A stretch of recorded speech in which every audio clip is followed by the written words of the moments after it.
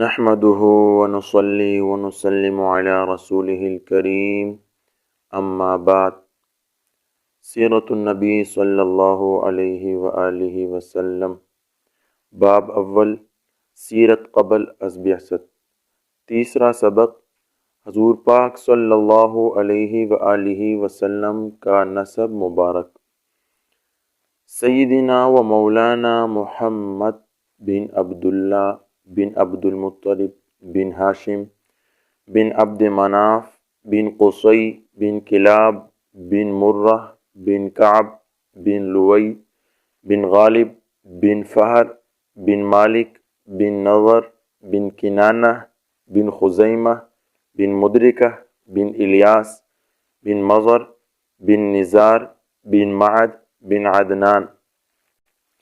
بخاری شریف باب بیعت النبی صلی اللہ علیہ وآلہ وسلم۔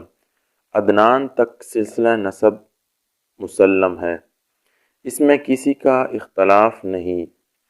عدنان کا اسماعیل علیہ السلام کی اولاد میں سے ہونا بھی مسلم ہے۔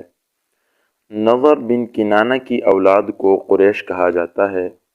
قریش ایک مضبوط سمندری جانور کا نام ہے جو سب جانوروں کو کھا لیتا ہے، اس کو کوئی نہیں کھا سکتا۔ قریش بھی اپنی شجاعت اور بہادری کی وجہ سے سب پر غالب رہتے تھے، کسی سے مغلوب نہیں ہوتے تھے، اسی لیے ان کو قریش کہا جانے لگا۔ والدہ کی طرف سے سلسلہ نسب یوں ہے: محمد بن آمنہ بنت وہب بن عبد مناف بن زہرہ بن کلاب بن مرہ۔ نسب کے دونوں سلسلے کلاب بن مرہ پر جا کر مل جاتے ہیں۔